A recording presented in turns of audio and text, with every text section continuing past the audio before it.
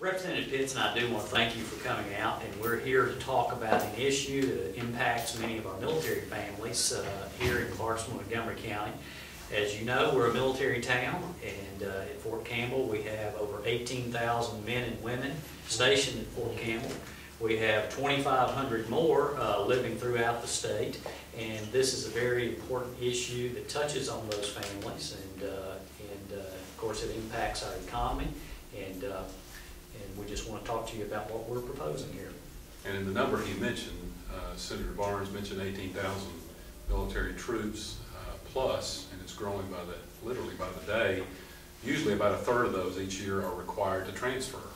They are assigned to a new duty station. They are not asked to transfer. As you who have served in the military know, they're required to transfer, which means often the spouse that is in the community with them is required to leave their job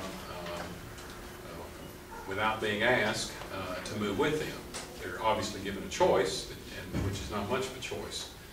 So what we're proposing to do in our bill is to pay unemployment benefits to trailing military spouses. Tennessee is one of only 12 states left in the nation who do not pay unemployment benefits to trailing military spouses. We have estimated the cost of this bill to be about $278,000, which is a lot of money in my household, but in the state's budget of $28 billion, it's a mere rounding error in the checkbook. We could find that much change in our couch cushion, literally, to take care of our military families. We know that military spouses are generally unemployed for shorter periods of time because they're more highly trained, they're usually higher skilled and higher motivated, and generally they are lower paid because they are not able to build up seniority over a long period of time. So they are at the lower end of the wage scale. And that number is about $3,800 in unemployment claims that would be assigned to the unemployment fund. And this bill specifically says it will come out of the general fund and not out of the unemployment trust fund. So we're calling for there to be money in the budget this year, asking Governor Haslam to do that. So I think Senator Barnes kind of want to give you some details about that.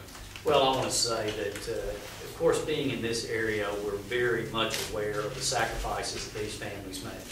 What people don't understand who live in maybe other parts of the state is it's so much a part of our daily lives. Military families go to our churches, they're part of our soccer teams, our Little League teams, and quite frankly, I was disappointed when I learned that Tennessee was only one of 12 states that did not afford this benefit to military families.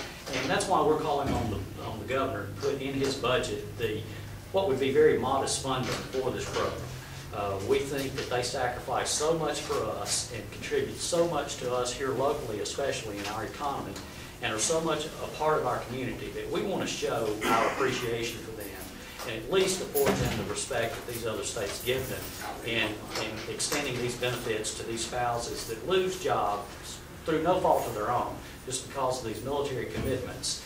And we want to at least do that much for them. They do so much for us. This is a fairness issue. This is a readiness issue, because if the military spouse or the soldier is having to be concerned about their spouse and their family and taking care of them while they're deployed or reassigned and making the transition, it does affect their readiness. And this is also a family stability issue.